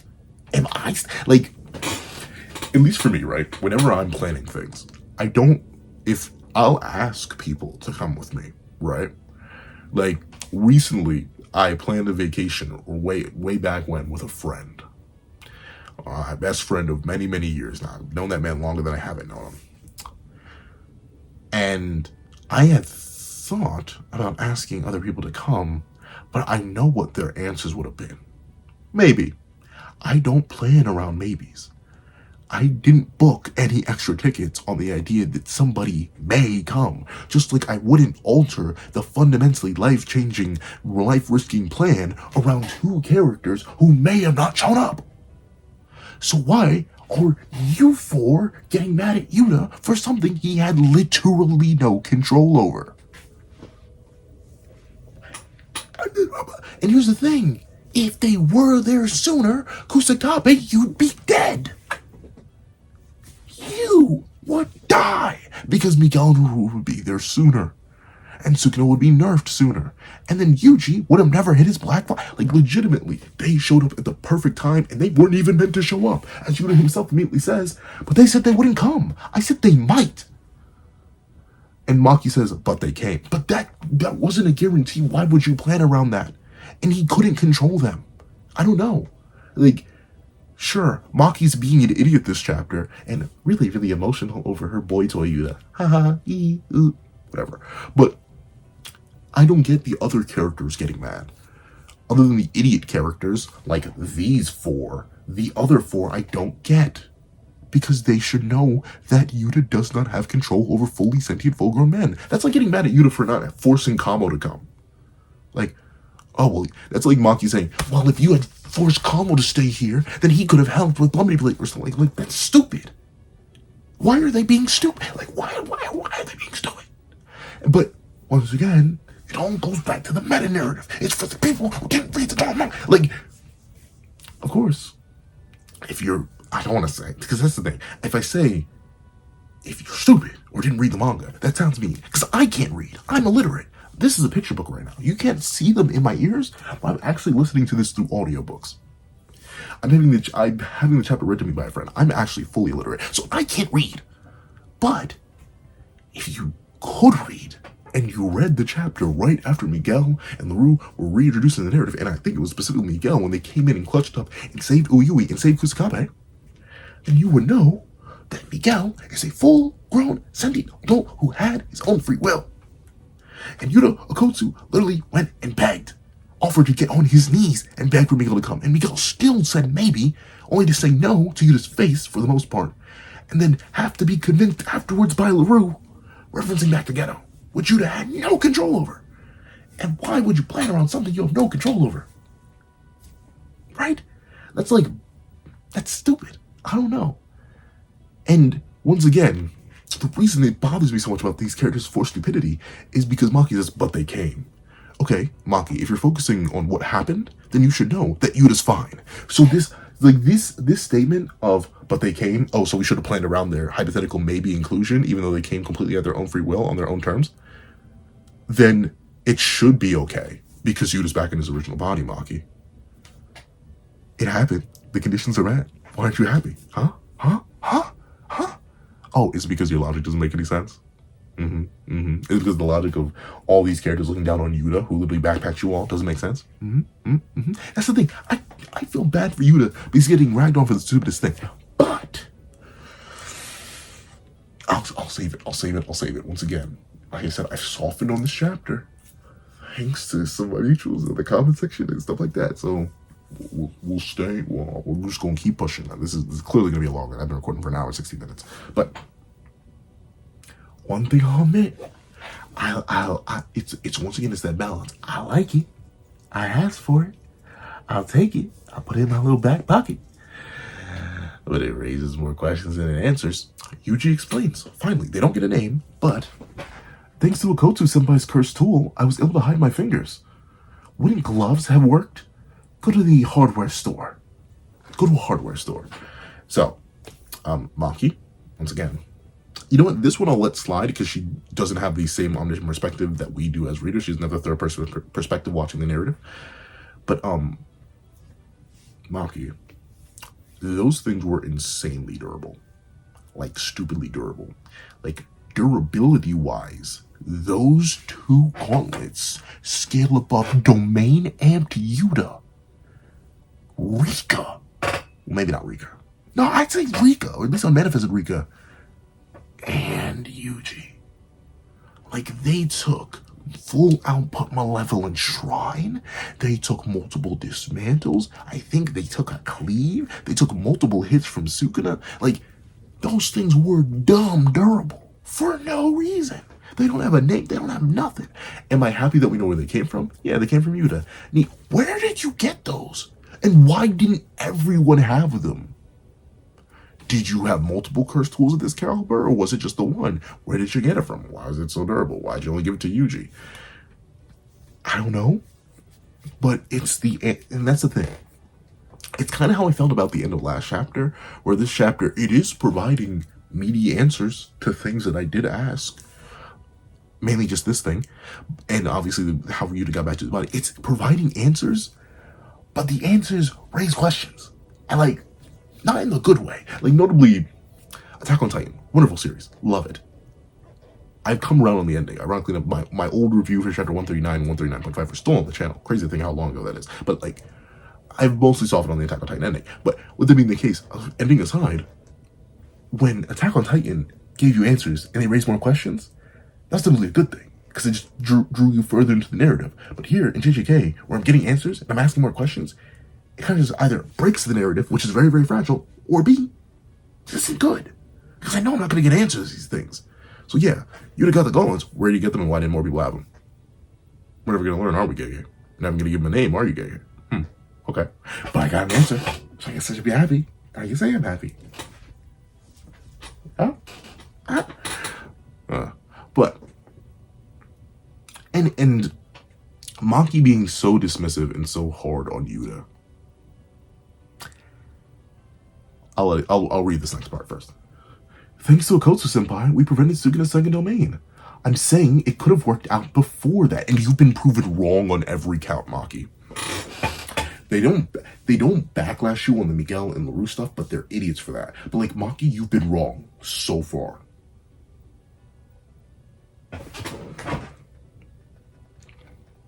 The only thing you should have addressed is why didn't Rika heal you sooner? So you didn't have to go into Gojo's body in the first place. But it doesn't matter, Maki, because as you said, they came. As you said, it happened. As you see, you just breaking his body. So what does it matter, Maki? What does it matter? What? Who cares? Who cares? It could have worked out before. It doesn't matter. It happened. It's over. He's back in his body. Everything's okay. It is literally all sunshine and rainbows because none of y'all care about Gojo. And Ino cared about Choso, as we'll get to eventually. Ino's the one who brought up Choso. So like, literally, you know who I didn't mention there? Kasha. No one relevant died. At least based on how y'all are treating it. Maybe next chapter will be a Gojo funeral. We're going to have all the characters crying and reminiscing or something like that. But at least for right now, it is, personally, as long as Gojo stays dead. I've seen the copium rise immensely thanks to Higuruma's return and Yuta's flawless return. But as long as Gojo stays dead, I don't agree with the Disney Kaisen allegations. I just don't. Personally, I don't. But I can see why they have roared forth exponentially. I can see it. I see it. It's always been inside of me. The possibilities are never ending. But that's the thing. I see where they're coming from with it. But very specifically, I hesitate.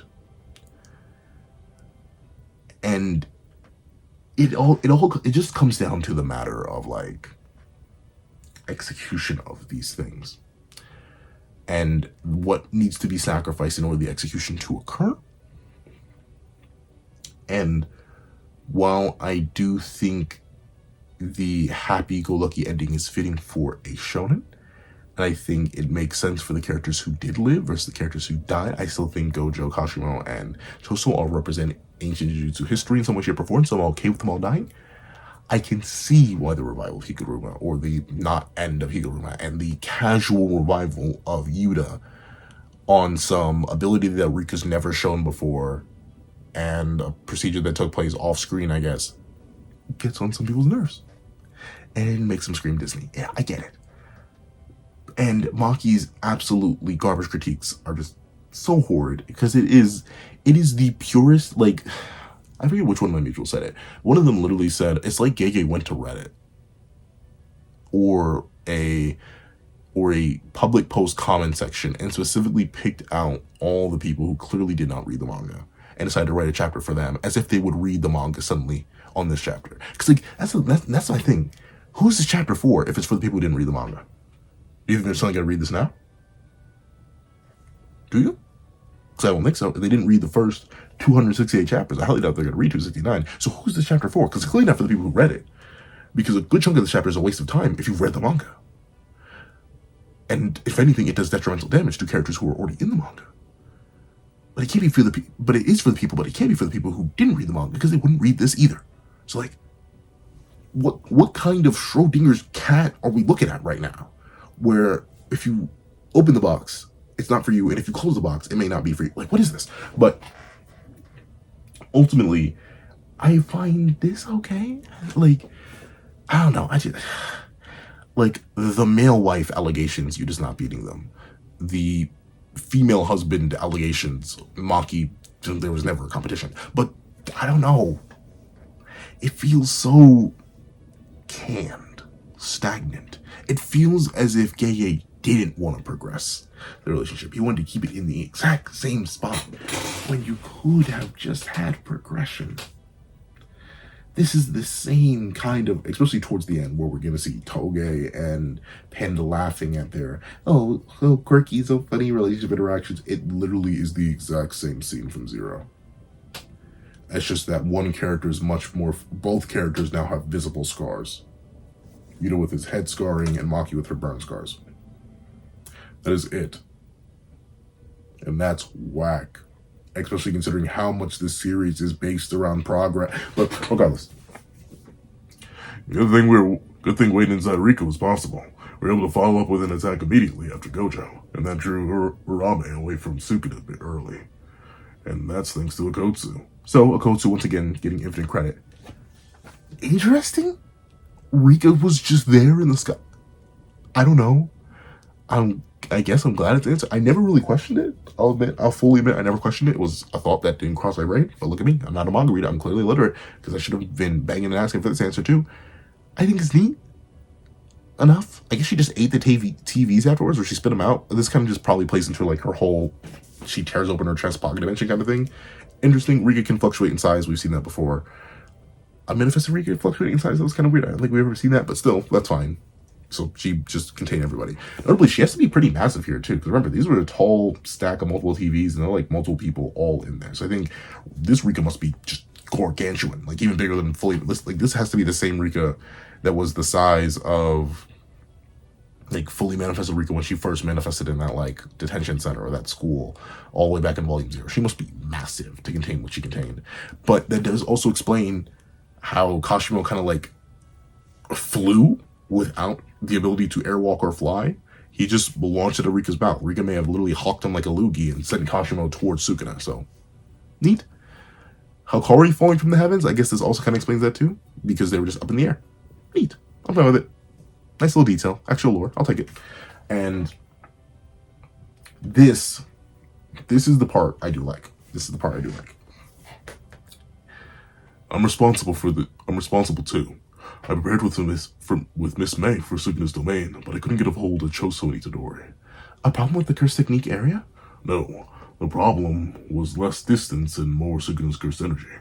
In the center of that domain, Sukuna's curse energy was too strong, so I failed to lock on to their curse energy. I was there, but we got me out fast. So I'm to blame too. We should have been able to save Choso. But then I would have died. It's no one's fault. I'm not trying to blame Yuta either. After all, Black Flash hit me twice. But this guy... never mind. I was scared stiff. I was on standby as Maki's marker and for the domain counter. What if Toto Senpai's curse technique had only saved me? You're the one who said you wouldn't join combat. And I didn't. Anyway, you would have ejected it. She literally did, though. But sorry I didn't do much. Well, your broom was a comfy ride. I wanted to take on Sukuna after finishing off Urame. Urame was tough. I was asleep for a long time, so I can't say much. We may each have our own regrets, but surely everyone agrees I was the MVP. You panicked and left me. You're heavy, Hirara. And that made things easier for your sister. My sister did hard work regarding the new shadow style. Yet again, stealing the good part. So, you'll be wondering, Pencilman, what do you like about this? This feels completely random. They're just all apologizing. Yes. This is not something I came up with. My mutual Kata over on the other platform, which will be linked in the description down below, he brought up a very, very, very interesting but important idea. This is everyone sharing the burdens. This is everyone sharing the responsibility. Yuta Okotsu, no matter how you feel about him or what matchups you think he may lose, is now currently the strongest sorcerer alive. In terms of just straight sorcery, as in like characters who have curse energy and fight, he is the strongest sorcerer by a wide margin. I'm sorry, every single Yuji fan out there that think he suddenly surpassed Yuta. He did not. He's kind of still cheeks. His domain is booty, and he still likely can't get past Rika. I'm not kidding. Awakened Yuji's kind of boot. he's got a booty, especially now that he lost those gauntlets. But regardless of that, Yuta Okotsu is the strongest sorcerer. And you started to see, earlier in the chapter, they were starting to pile on blame, pile on responsibility, pile on all this extra stuff onto him. Just like a lot of the responsibility and weight and importance and heft of being the strongest was put on Gojo. And ultimately it was the importance and girth of that weight that led to Gojo's isolation and his broken mindset and his inability to connect with and see others as people rather than seeing them as flowers and him being seen as a flower by them. So by everyone accepting responsibility here alongside Yuta, they are taking on that burden. They are spreading the burden of the strongest. They are spreading the blame and thusly not forcing Yuta to become a monster, to become a strongest in the same way that either Gojo Satoru was the strongest or Ryomasuke was the strongest or even Kashima Haji was the strongest, where all looked up to him and held their responsibility all on Yuta's shoulders. No, he is now a new type of strongest, a strongest that is liberated, a strongest that has connections, a strongest that has bonds. And ultimately, he now fulfills Gojo's ultimate dream. And this is the exact thing that Gojo wanted, and by proxy it's the exact thing that Sukuna would despise, aka Gojo finally beat Sukuna, finally beat the Jujutsu system, finally beat something that seemed unbeatable. I like that. Maki though, once again, my nerves. I'm not trying to blame Yuta either. After all, Black Flash hit me twice. Then what was the point, Maki? What was the point of all this? Why couldn't you just ask if he was okay? Why couldn't you just show affection for him in a non-tsundere way? Why couldn't you progress your dynamic with Yuta instead of keeping it the exact same as it's been since your inception as characters? Never mind. Is it adorable? But I don't know. I get it. She's a teenager. But you can have teenagers be somewhat emotionally intelligent, especially teenagers as mature as this bunch. You could have had Maki show a genuine progression in her dynamic with Yuta by having her genuinely show real care about his well-being. It is a wonderful inference, and I do agree that Maki was pressing Yuta so hard simply because she cared about his safety and well-being and didn't want him to do it again. But how much nicer would it have been, and how much more in character would it have been for the Maki who has experienced and realized freedom and realized her own freedom and ability to achieve her desires to a bit more straightforward about that? Just be straight honest with Yuta instead of having to read through the subtext of the generic tsundere interactions. If we just actually got Maki being like, Yuta, I am so happy you were able to do all that you did, and I'm happy we were able to make it work as well as we did, but please do not risk your life like that again. I deeply care about you and your well-being, and ultimately we are here to help you. You do not need to fight alone, as you are not alone. Everyone, and myself especially, are here with you. You could have had that. It would have made sense in character. You could have had the same exact scene of everyone sharing the burdens to keep up that narrative of the strongest shifting in perspective, and you could have had any other character bring up all the stupid what-ifs and have them be proven wrong. Especially Miwa and Momo, since they're literally right here. You could have had your cake and eat it too. Then I would have had no issue with the characterization of this chapter. And in fact, I would have been clicking my heels and praising Maki's development as a character. But now I need to sit here and accept the fact that she just has to be an idiot. And the same as a Maki from literally over half a decade ago. Thanks, Gay Gay. Love it. But with it being the case, Uyui being the MVP, training-wise, actual MVP, Gojo. Sukuna jumping MVP. Why? I do, as much as Yuji did, I want to say Yuta. Is that crazy? Is that the Yuta yucker in me sneaking out? Like, the Itadori investor in me is screaming like Yuji landed the final blow, he nerfed Sukuna a whole bunch. But like, if I'm trying to think, who clutched up on the most macro scale? Mackerel, the fish, macro scale. I low-key want to say you. He's the first one to do any significant damage to incarnated Sukuna. He's the one who sets up Maki perfectly to take out Sukuna's heart. He's the one who ends up holding down Sukuna into a point where Yuji could get a whole bunch of soul nerfing punches in on him. He's the one who saves Yuji's life a couple times in his domain. He's the one who had Rika set up in order so they could all watch and immediately interfere right afterwards. He's the one who ended up getting in Gojo's body and saving everybody's life from Sukuna's second domain expansion, saying he got it back.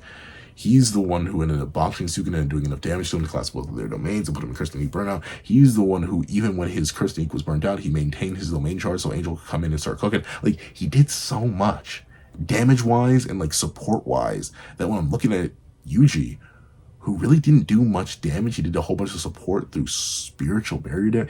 I don't know. I'll give it to Yuji, and I'll have to think about it once again when I rate his performance. That's the thing. If I rate Yuji's overall performance, it's still not going to be, I think it still isn't as good as Yuta's. Because sure, Yuta got cut in half, but even then, that getting cut in half was all according to Keikaku, I guess, because his domain didn't collapse because it was cut in half. His domain collapsed because he wanted to bait Sukuna. So, like, oh man, I don't know. I have to think about that. But Uyui was the MVP in training. I think, ultimately, while the teleportation tactics were nice and good, I feel like I can't give MVP to a support player. Is that wrong? Like, for my basketball fans out there, but then again, I think MVPs have gone to support players, I think. I don't know enough about basketball. I'm really not too into sports. But, like, I feel like MVPs always go to, like, the leading scorer or the best facilitator and scorer. Or, like, something like that. Not just the person who did literally no damage to Sukuna. Like, that's why Yuji, Yuta, and Gojo, well, Gojo's number 1, and Yuji and Yuta are fighting for number 2, because they did damage. And prevented a whole bunch of damage on other people. Meanwhile, Uyui, I mean, you saved people, but you didn't prevent any real damage. You just cleaned up after the fact. You're very reactive. And you didn't really? No, yeah, you didn't prevent damage and you didn't do damage. So I don't know. I can't give you MVP. I can't give you MVP of the battle, but training-wise, yeah, I can give you the MVP, because they wouldn't have been able to train anywhere near as efficiently. Usually wouldn't have been anywhere near as strong without your ability. If I combined the switch training and the main thing, I still wouldn't give it to him, because especially, I'm just talking about Yuta's contributions in terms of the Shinjuku Showdown against Sukuna.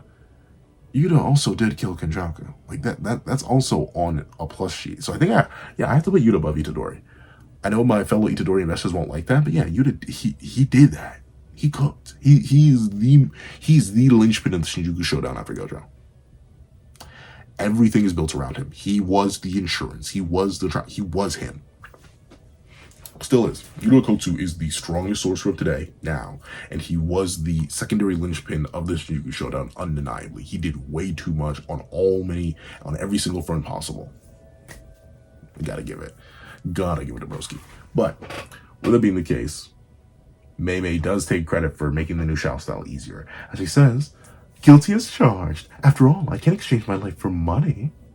And you can't bet with what you can exchange for money. New Shadow style.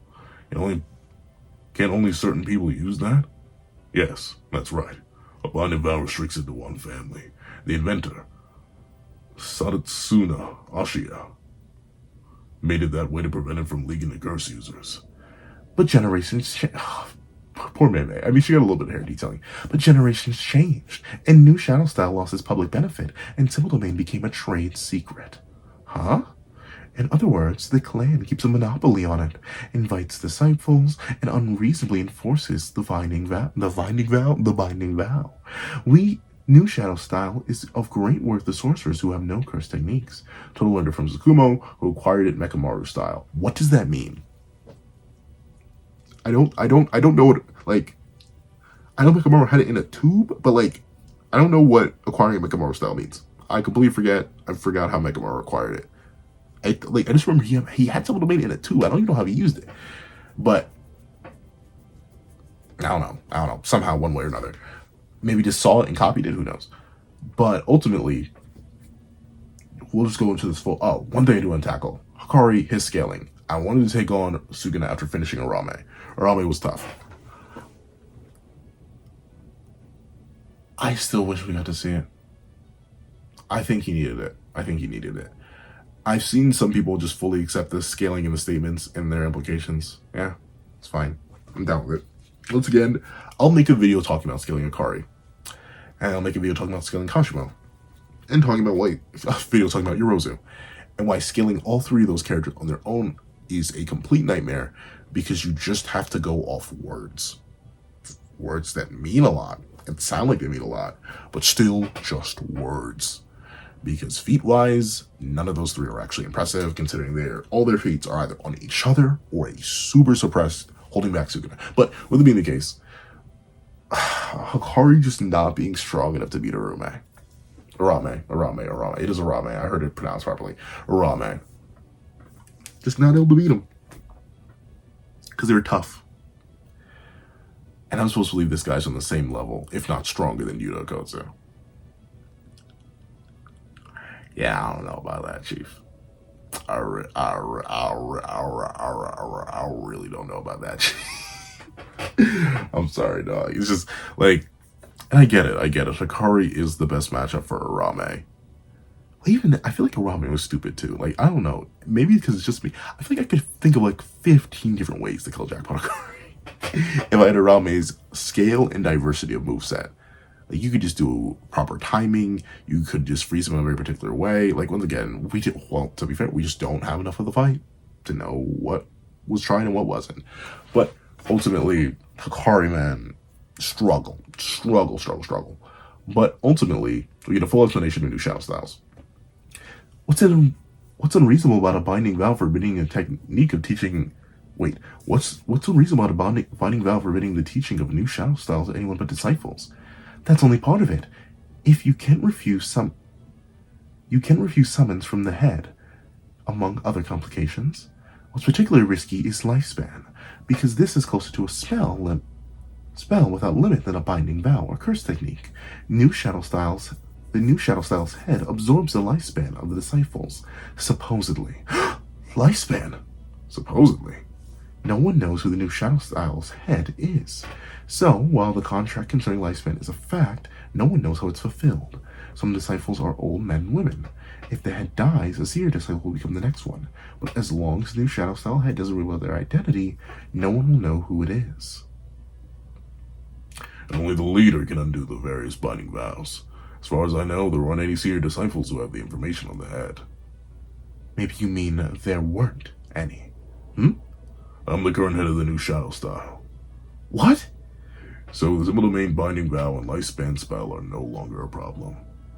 But you gotta leave some perks for new disciples. In time, Ui will become the leader and rake in monthly fees from the disciples. What? You're so greedy, big sis. Even Jujutsu could be a subscription service. So, big things. You know what, let me get to the end. How did you find me? And how did you know I'm the leader?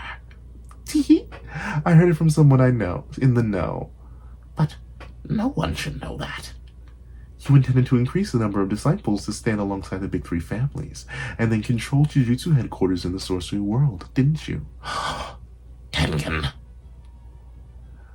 It would take a long time, but absorbing lifespans from disciples must have been a means to to someday see something. You can't exchange such ambition for money. What's more important than money can't be protected without money. If there wasn't exclusive control of Simple Domain, some sorcerers wouldn't have to die. And now, the Zenin clan has fallen to ruin. So if the Kama and Gojo clans both fall in the final battle, you were trying to make my little brother defective. So this was bound to happen. Bada bing, bada boom. So, I do like the idea. The lore implications on the fact that you can make a deal to sacrifice your lifespan to another person is crazy. And I forget when Simple Domain was confirmed to be created.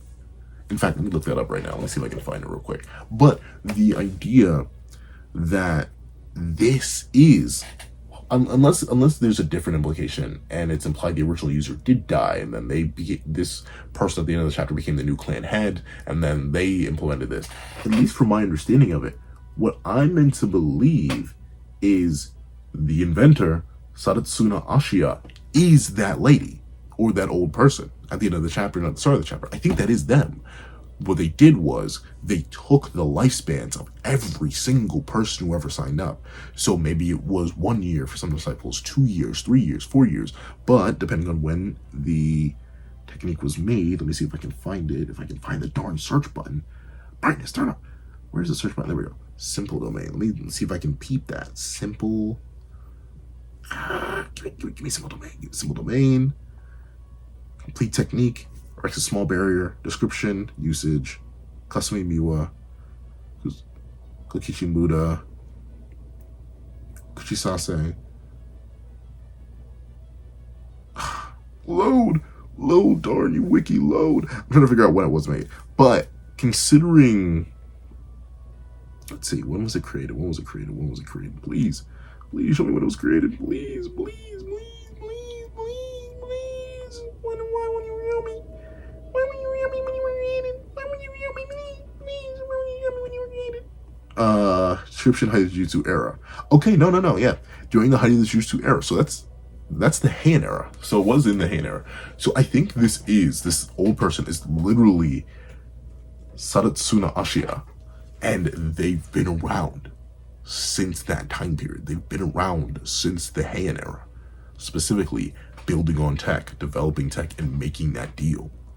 Essentially, making people sign their lives away in order to protect themselves from Simple Domains. Especially if they are from that era, or to use Simple Domain to protect themselves from actual domain users. If they're from that era where domains were much more common, Simple Domain would have been super useful. Anyone would have given up anything to try and survive in that era.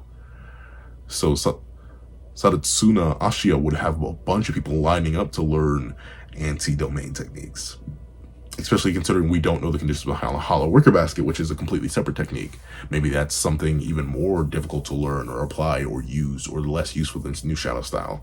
With that being the case, it's interesting to hypothetically have a character from that era that, unlike Tengen and unlike Kenjaku, didn't age very gracefully because of how their binding vow or their spell worked. They were able to get the lives, but they started to just age horridly and couldn't keep up. Like, they got the eternal life, but not with the eternal youth. So ultimately, that's what ended up happening to them. That's interesting. The idea that can be set up in any sort of way in the Jujutsu system, very, very intriguing. The fact that Tengen snitched, also very, very intriguing. I wonder when Mei met Tengen. Like, we don't know. Tengen is a plot point that still needs to be resolved, but when did Mei meet Tengen? What influence did she have in order to get to Tengen? I don't know. And ultimately, I mentioned in this whole discussion, I thought this confirmed that Mei and Gojo were brothers, and that Mei and Uiui were part of the Gojo clan. But with the official translations, even the TCB / Ragnarok scanlations, I do ultimately think, no. She was talking about Uiui becoming defective, specifically because his lifespan would be cut short by being a member of the new Shadow style. So, by taking care of the old person, taking care of possibly Sadatsuna Ashiya, they now are free. They now are liberated from that binding vow, and thusly Uiui will have their full lifespan, and thusly he will never become defective, because his full life will always be available to him. So, overall, good stuff lore-wise. Does it matter? Not really. Do I think anything about the clan war will end up mattering? Well, not necessarily, especially based on how Mei describes it, especially in the officials. Let me see. You intended to increase the numbers and send them to 3 families and control Jujutsu sorcerers. But how long would it take? You can't exchange such image for money. You can't protect it without money. Some of the main sorcerers would have to die. There we go. And now the Zenin clan has fallen to ruin. So if the Kamo clan and Gojo fans both fall in the final battle, you were trying to make my little brother defective. So essentially, at least from my understanding of it, it'll take a long time, blah, blah, blah, blah. The Zenin clan already will not be involved in the clan wars. They're all dead. The Gojo clan is a complete unknown. We have no idea about them. The Kamo clan seems to be mostly slaughtered, if not flat out useless. So this clan war doesn't really matter. If anything, it's just to confirm the death of the old system in its entirety. The original Big 3 clan systems demolished. The original wielder of the civil domain slaughtered, and that being undone. I think this once again just fits into the idea of progress and freedom and liberation that the whole story so far been about. And ultimately, I don't think this is setting up for a sequel, and I don't think this is setting up for any sort of crazy final battle that's going to take place in these last 2 chapters. I think we're kind of just done. We're wrapping up. We're cleaning up all loose ends, making sure the other clans destroy themselves somehow, one way or another, so we don't have to talk about them anymore, and getting rid of this symbol domain creator, because, I don't know, I guess we need to get rid of them somehow, and now they're able to get rid of them. So, bada bing, bada boom. Coolest thing in the room. But overall, all my yapping, all my complaining, all my alternatives, all my explanations to the alternatives, and my concerns, you'll be wondering if I still think this chapter is worthy.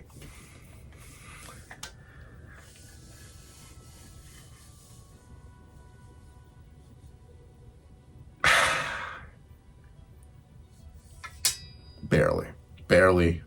Because of the lore, because of some of the important clarifications, and because I'll readily admit I'm biased heavily in favor of Maki's character, and I am a big, hefty, massive culprit of Interpretation Kaisen.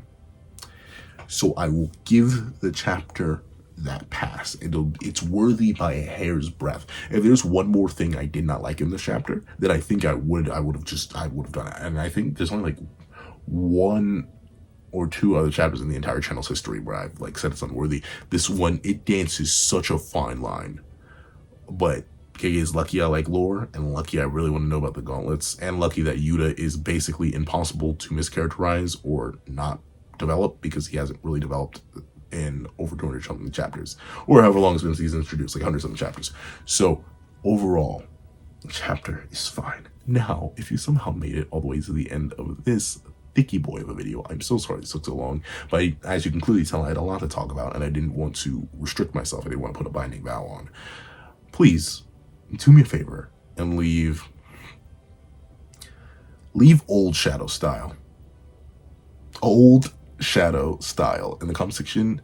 Actually, leave old style Shadow, like Shadow in like old clothes, Shadow the Hedgehog in old clothes, old style Shadow in the comment section down below. I'd like to thank you so much for watching. Please remember to leave a like, share, comment, and subscribe. And make sure you hit that little notification bell so you not miss out on any videos that come to the channel. Also, I do have a Patreon down below where you can support me for as low as $1 a month. Things like exclusive videos, early content, and more. So now become a member of the channel for as low as $3 a month to get the same perks and more. Some of those perks will include both 35 or 36-minute live reaction to this very chapter, a few variations of all my videos, and if you become a $25 patron or $25 member, you can order whatever video you want. Also, I do have a link to my Ko-Fi in the description down below. You can drop 5 beats for a short video, 29 beats for a long video, or any beats at all. Any support is always greatly appreciated. Now, I'd like to thank you so much for watching once again, and I hope you guys have a wonderful day. This is That on the Pencil, writing off.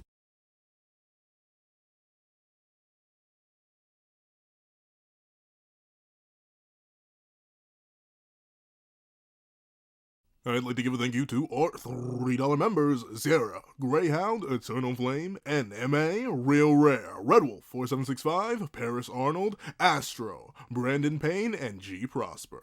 And I'd like to give a thank you to our $5 patrons: Sean, Midnight Lord 21, Kevin, Encarnacion, Josh Brown, Igneal Lind, and A+A.